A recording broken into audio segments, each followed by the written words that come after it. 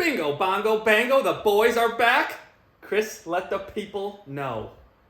We are here talking college basketball. Agenda for today, we got recap from last week, notable games. Then we are talking initial committee top 16. Thoughts on that? We're going into current events, talking fight breaking out. And then we are going into noteworthy games that you're going to want to keep an eye on this coming week.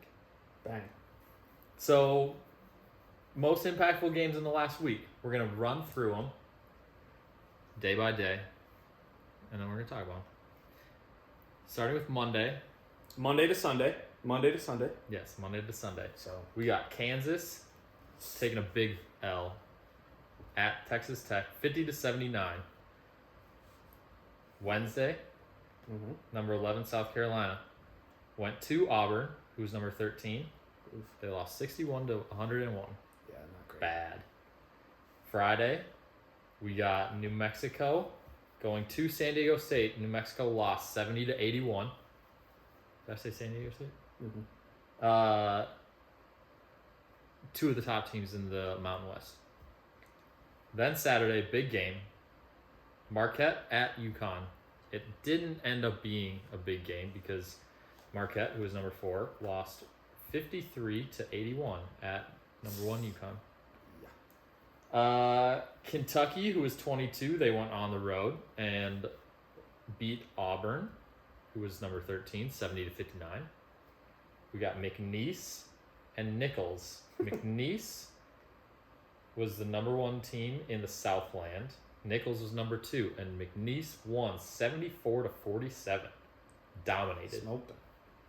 We got Morehead State losing 82-88 at UT Martin. Those are the top 2 teams in the Ohio Valley Conference. And, well, is it Ohio Valley?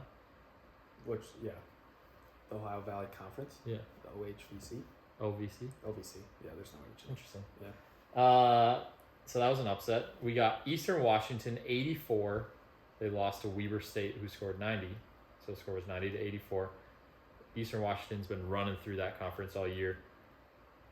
Weber State's number 3 currently. They're on a bit of a hot streak.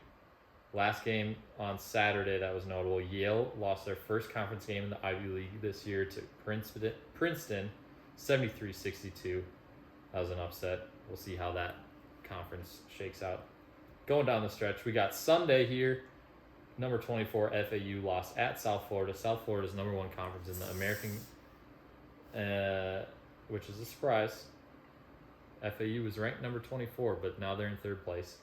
And to wrap it up, Quinnipiac lost 66-80 at Niagara. They were previously and currently are the number 1 team in the MAC. However, it's getting a little bit tighter since Niagara was number 3. And they just beat them handily on Sunday. Yeah, I think there's obviously the big conferences and the small conferences, but like Eastern Washington losing is big time. They were a potential upset alert last year making the tournament, and it did not amount to. No, it did not. They were fun to watch. Didn't amount. They to didn't it. even make it to the tournament. No, they didn't. They were but they were a team to potentially watch. Yep. Going into it, obviously you have different with Kentucky. Going to Auburn, basically not whooping Auburn, but beating them pretty decent at Auburn, especially after Auburn just smoked South Carolina. That's a pretty big win, especially for that Kentucky team. But yeah, I don't know. There's a lot of teams, like you look at these teams, we've talked about this before, like Kansas losing again, not looking very good, and then coming back and looking very good. I mean, all these games are going to play a huge part in the next thing we talk about, where like the top 16 teams, but I think it's just as every single game now is so important, especially for these bubble teams. Like some of these teams are solidified, but for these bubble teams, I mean, that's a huge win if you can go beat Kansas or you can beat Texas Tech or you can beat Auburn. Kentucky for beating Auburn. Granted, Kentucky wasn't on the ropes, but it's just a great win at Auburn. It gives them a little bit more confidence. And this is usually the point when Kentucky, if they're going to make a run, turns it around and they go from here. So maybe that's the win they needed. Yep. I think the smaller conference games, they don't give the number 1 team in that conference the confidence they need going into the tournament. If they're losing to the 3rd best team in the conference, if they're losing to the 4th best team in the conference, That's not what you want Mhm. when you're approaching the conference tournament and you know that only one team is going to make it from your conference. Right. You want to be letting the other teams know, hey, this is our conference. You guys don't even have a shot. But it doesn't seem like a lot of those teams that we mentioned are doing that. Yeah. Well, and I think a lot of the teams too, like especially when you look at McNeese smoking Nichols, like I feel like McNeese is always the top of their conference. They are letting them know, hey, this is our conference. You guys don't even have a chance. Right. Well, especially for these smaller conference schools, like once you go to the tournament, you're obviously a big underdog. Mm-hmm. You're just trying to make it there, which is great. But yeah, I think for some of these teams, they really need to start showing out and dominating these other teams, and then ride that going into their tournaments. Yep. With any kind of momentum they can going into that big tournament for sure. That's right. So we talked about the teams that could upset a team in March Madness. We've got the first look at the top 16 of the initial committee projections. mm-hmm. So they break it down. They give us 4 teams in each region. Break it down. Who's the number 1 team? Who's the number 16 team? Everything in between. And they put them into regions, which I think is interesting. So we're going to break it down for you. We've got the top 4 teams are Purdue at number 1, which obviously is going to change, but when this came out at the beginning of the weekend, we got Purdue at number 1, UConn at number 2, Houston at 3, and Arizona at 4. Those are the top 4 teams, all on the 1 seed line. Yeah. Then, so if we're going into the Midwest region, that's where Purdue is, the number 1 team. We've got Purdue at 1, Tennessee, who is the 6th ranked team, at the 2 line, Baylor at the 3 line, they're the number 10 overall team, and then San Diego State, the 4 seed in that region, at number 14 overall. Does it change? Like, is the number 1 overall seed, is it based off of more so like location? Like, if UConn's the number 1, they won't be the Midwest. They'll be like they'll be in the East. Got it. Yep. Got it. So, we'll run through the other 3 regions, then we can kind of commentate on it. We got in the East region, UConn, number 2 overall seed. With them is University of North Carolina on the 2 line. They're the number 5 overall team. Iowa State is on the 3 line. They're the number 11 team overall. And then Wisconsin, 4 line, number 16 overall. Okay. South region, you got Houston. So far, the regions are separating nicely to where the 1 seed is just naturally. We got Houston at the 1 line. Marquette is the number 2 seed in this region, number 7 overall. Then you got Alabama, the number 9 overall at the 3 seed. And then Illinois is the 15 overall. They're on the 4 line. Okay. Then the last region is Arizona, number 4 seed. So all 4 number 1 seeds are in kind of the natural region that they should be in. Arizona, number 4 overall. And the last 1 seed, Kansas, is the number 8 overall team on the 2 line. Duke is the number 3 in this region, number 12 overall. And then Auburn is the number 13 overall on the 4 line. Yeah. Well, obviously there will be a lot more movement. I think when you look at it, I think UConn is probably going to jump to the number 1 overall seed. I don't know if that will change anything. I think Purdue obviously having a few bad losses and still playing other teams a lot closer. It seems like UConn's kind of running away with it and solidifying themselves. But I do think it's interesting in the South what it has right now. Like, I don't think North Carolina's a 2 seed at all. I think they could drop out of. That's in the East. Oh, are they in the East? Yes. Oh, so whatever North Carolina's in, I don't think they'll be end up as a 2 seed at all. I think they could be lucky to be a 4 seed. They have played very poor in a lot of games. And then the other team, well, I mean, I hate to dog on them. I dogged on them all college football, but like Wisconsin, they just keep losing. Yeah. And granted, it's the Big Ten, but like you went on these streets, and I mean, they just lost another game on the road. They just also don't look very good. So I mean, I don't know. There's still a lot of time, but I think when you look at it, those 4 number 1s will probably stay number 1s. I think that's the most realistic outcome is that they stay on the 1 line. And the only reason I say that, I will caveat this, the only reason I say this is because I don't see any other team being able to jump up into that 1 seed.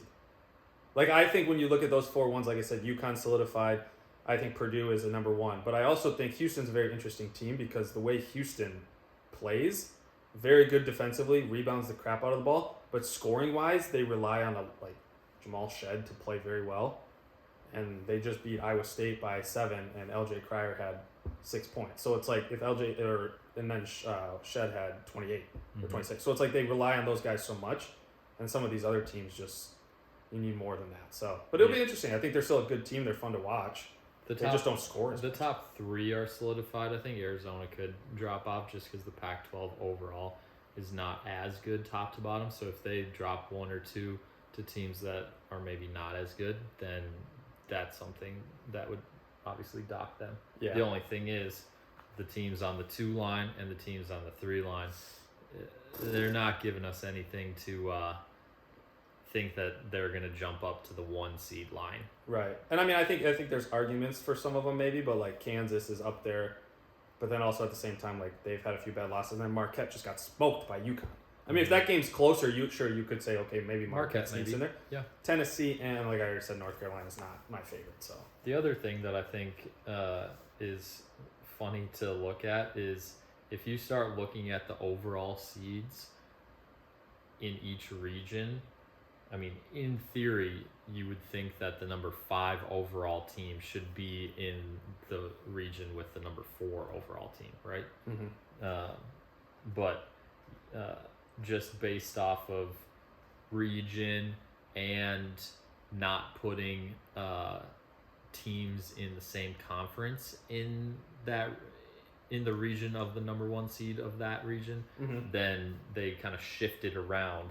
So, like, you look at the West region, it has Arizona, who's the number 4 overall, so the worst number 1 seed. You have Kansas, the number 8 overall, so the worst number 2 seed. You have Duke, the number 12 overall, which is the worst 3 seed. So you have the worst number 1, the worst number 2, the worst number 3 seed, all in the same region. Yeah. Which is kind of interesting. Yeah, I mean, there's got to be some kind of mathematics or some kind of... Well, I think it's based on region, like location of the school, and also like not putting the same teams, conference.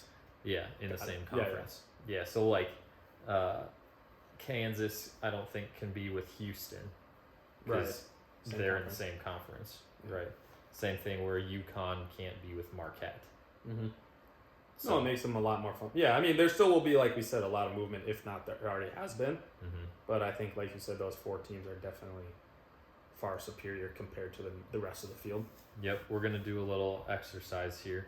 You're going to have to make a Final Four just based off of the top 4 seeds in each region, and you have to take 1 team from each seed line. So it has to be a number 1, a number 2, number 3, and number 4. Okay. And you're going to work through that and give us a top, Final Four from the regions. So if I say a number, hypothetically, if I said a number 1 from the East, I can't pick a 2, 3, or 4 from the East, and I can't have another number 1. You can't have another number 1, and obviously you can't pick a team from that region. Okay. Yeah.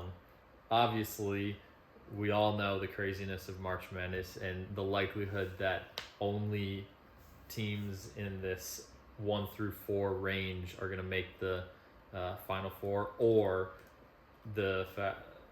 if like multiple number 1 seeds, multiple number 2 seeds make the Final Four.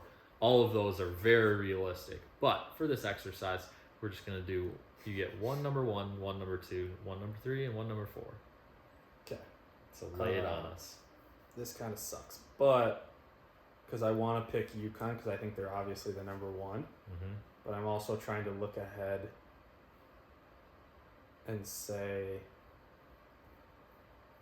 you know what? I'll go like this. I'll go UConn number 1. Mm-hmm. Then I'll go. I guess I gotta make sure because I'm looking at a different thing. Kansas number 2. They're not in the same, right? Okay. UConn number 1. Kansas. Oh, this is where it kills me because these teams are whack. Can't pick that. So I got. I'll take Alabama and then San Diego State. That Okay. works, right? I did that right? So this is like the 1, 2, 3, 4. So I did UConn, Kansas, Alabama, San Diego State. Yep, that So works. That works. Okay. Do you have one? Yep. I'm gonna go UConn as my 1 seed. Tennessee as my 2 seed. Alabama as my 3 seed, and Auburn as my 4 seed. The hard part is, like I said, yeah. The thing I'm looking at has Auburn and UConn in the same. But yeah, I agree. I think it's hard when you get to the 4 seeds because, to be honest, I don't think any of them are really. Auburn's okay. There are people talking about Illinois as the next best thing. I know, and then I watch them. I just don't get it. But even like this, yeah, like Duke's showing a little flaws too. Mm-hmm. But there you go. yeah, there you go. So we'll see what happens. Both have UConn, I guess, cutting down the ropes. It's Is hard that what not, they say? It's hard not to pick them to in this type of exercise to get to the championship or the At Final least Four. Final Four, yeah, Yeah. for sure. Yep. And I don't know if you saw, but there was a fight. Yeah.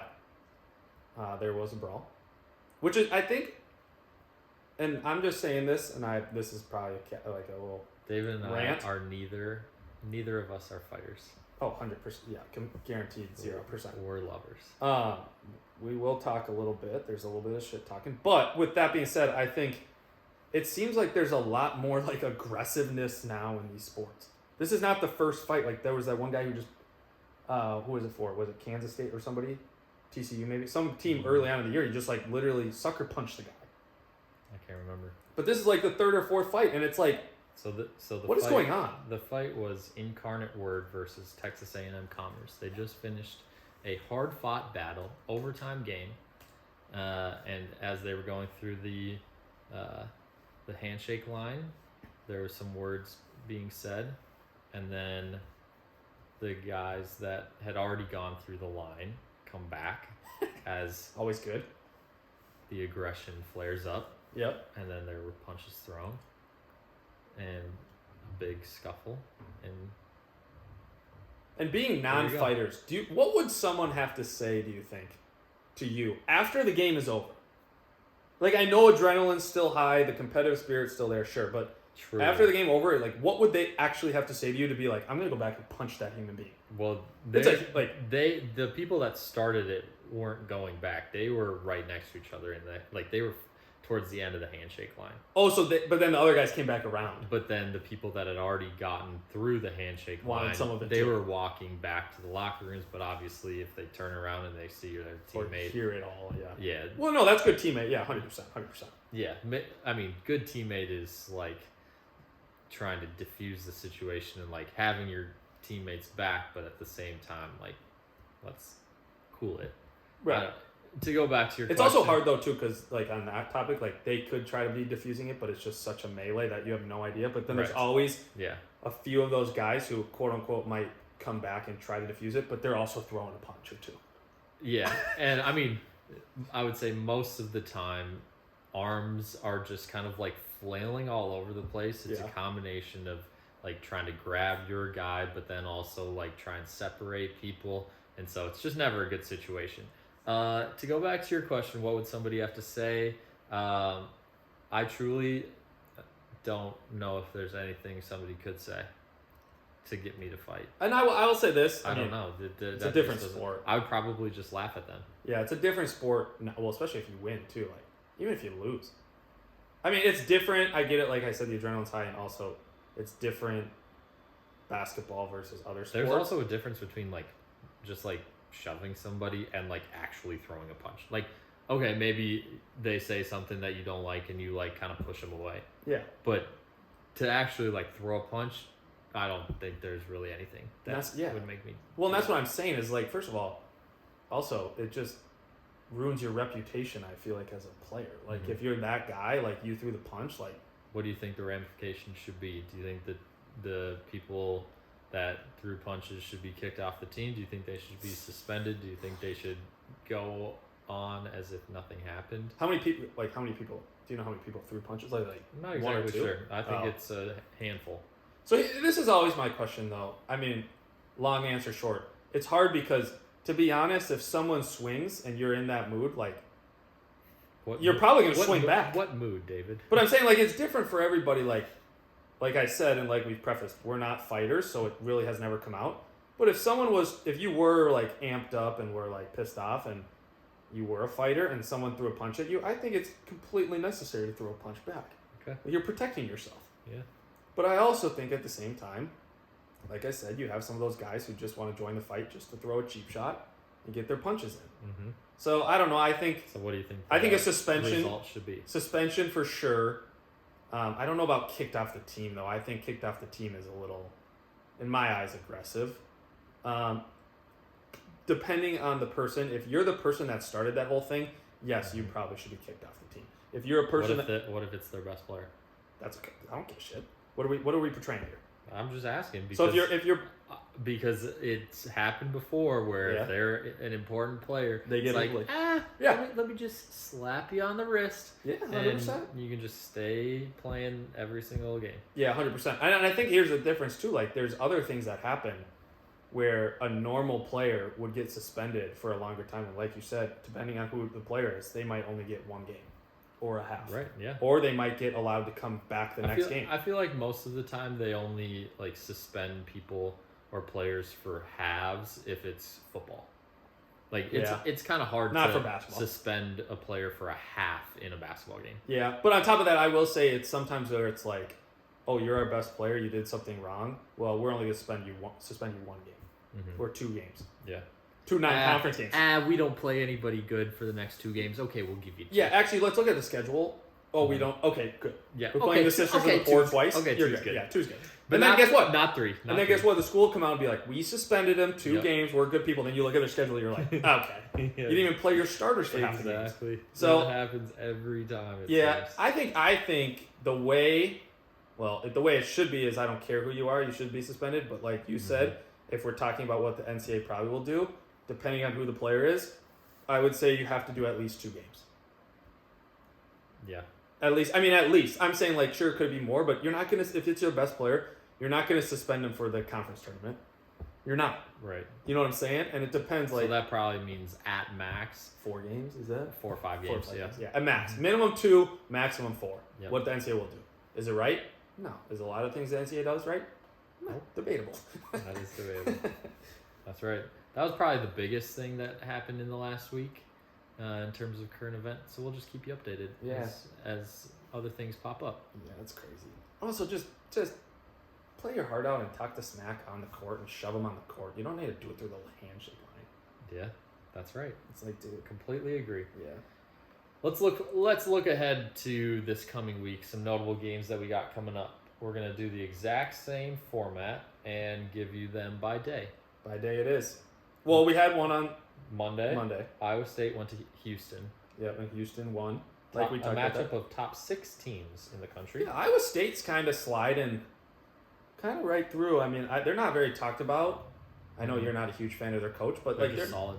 Yeah, they're just good. They just win games. Yep, they're very balanced. They're a very balanced team. They don't have one guy that's scoring 30 points a night. They have probably 4 to 6 guys that are all scoring between like 8 to 15 points a game. Right, which is it's good beneficial. And bad. Yeah, it's good and bad. Mm-hmm. Then we fast forward to Tuesday. We've got UConn at Creighton. That's probably the biggest one of the night. But then also no slouch of a game is San Diego State at Utah State. As mentioned before, there's 5 teams within 1 game at the top of the Mountain West Conference, and so this is a big week for that conference. We got San Diego State at Utah State on Tuesday. Mm-hmm. A little side note: San Francisco at St. Mary's on Tuesday, which is the top 2 teams in the West Coast Conference. But then an additional Mountain West game on Wednesday: Colorado State at New Mexico. So between the 2 days, Tuesday and Wednesday, you've got 4 of the top 5 teams in the Mountain West. Yeah. So here's a question for you. When is the last time St. Mary's has always been up there with Gonzaga. I feel like it's always them two. Those 2. Now Gonzaga's kind of taking a little bit of a step back, you could say. 1 year. This is the 1 year, but that's what I'm saying. The 1 year. San Francisco's always been decently solid. San Francisco's always kind of been in that 3 to 4 range. 3 to 4. Yep. Yeah. So it's like one of those things now where this would probably have to be one of the first few years that I can remember that Gonzaga doesn't win that conference. Or doesn't go to the tournament. Like if they don't go to the tournament. The other part of it is they just played Kentucky and beat them a couple Yeah. weeks ago, and leading up into that game, if they would have lost that game, there was a very real possibility that they would not be in the March Madness tournament. So it was very big for them that they won that game to keep their hopes alive. That kind of propelled them because of the caliber of win that was. But it would be very beneficial for them to get to the tournament by winning their conference tournament. Yeah, I mean, because their last 2 games are at San Francisco and at St. Mary's. Okay, so that could decide. Those are big games. Yeah. They also will benefit. I don't know exactly what the conference standings are, but if they're a top 2 seed going into their conference tournament, their conference tournament structure is very different than everybody, usually, because it's basically a big greater than sign. So the worst 4 teams play the first day. The next day, the winners of those games play the next 2 teams. So if you're one of the top 2 seeds going into the conference tournament, you have a bye to the semifinal round. So all you need to do is win 2 games to win that conference tournament. So if they're able to be the number 2 seed in their conference tournament, then all they have to do is win 2 games and they get the automatic bid. All the worrying goes away. Yeah. And it will be very interesting. I mean, do you think there's a possibility that 3 teams from this conference could make the tournament? No. So it would be 2. So if hypothetically Gonzaga It's loses 2, to San Francisco, 1. It's 2, maybe 1. Right. So obviously the winner. But like I'm saying, like if Gonzaga loses to San Francisco, are their chances pretty much done unless they win the tournament? They're on the edge. It depends on the rest of the regular season. Like if they beat St. Mary's at the end of this year of the regular season, they have to win one of them. I would say they probably have to win out in the regular season, and then if they lose to St. Mary's in the championship, then I think that they're probably good. Okay. So they have to beat St. Mary's one of the 2 times that they would play them, either regular season or conference tournament. If they beat them in the conference tournament, then that would mean that they would win, so they'd be in. Yeah. But that's how I kind of view that. It'd be an interesting year not having them. Yeah, it would be. Back to the preview. So Thursday, we've got a couple, one smaller conference game. We've got Grand Canyon at Tarleton State. That's the Western Athletic Conference. That's what it is. It was escaping me for a little bit. Top 2 teams in that conference. Grand Canyon is... Grand Canyon's pretty good. They have 1 conference loss so far, and I think they are in the projected seeds. I want to say they're like around a 6 to 7 seed. So 11 seed on this thing. They're 11? They actually face St. Mary's first. I don't know about that. I think they might be better than that. The second game, we got Washington State, who's on an absolute roll lately. They're at Arizona, a pair of top 25 teams. Yeah, Arizona's very good. Mm-hmm. So that'll be a good matchup, yeah. Yeah, it'll help Arizona that they're at home in that game. If it was at Washington State, I think it could actually be a game that Arizona might drop. But being at home, going to make a big difference. Fast forward to Saturday, we got Houston at Baylor, battle of the, what is it, probably best 2 teams in Texas? Now this year, yeah, right? Because Houston, Texas Baylor. isn't really there, and Mm-hmm. Texas Tech. Yep. Then we're gonna throw UNC at Virginia, a pair of teams that I think they have 6 and 7 losses respectively. So, a pair of tournament teams, a pair of ACC conference teams, and you got one team that likes to play offense, and you got one team that likes to play defense. So the pace is going to determine that game. Finish out with Alabama at Kentucky. That could be a good game. I will say this 2 also. of probably the most important teams in the SEC. Yeah, I will say this also about Virginia.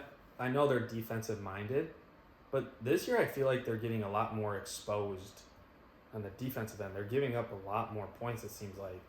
And they, like you said, they don't score.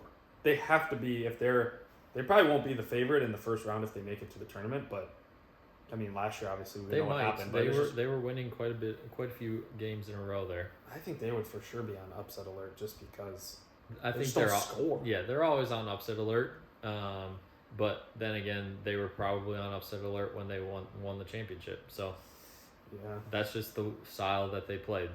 They keep lesser teams in it for longer, and if you do that too often, It's like you're flying too close to the sun. Well, you got the chance to get burned, but You usually do get burned if you're too close to the sun.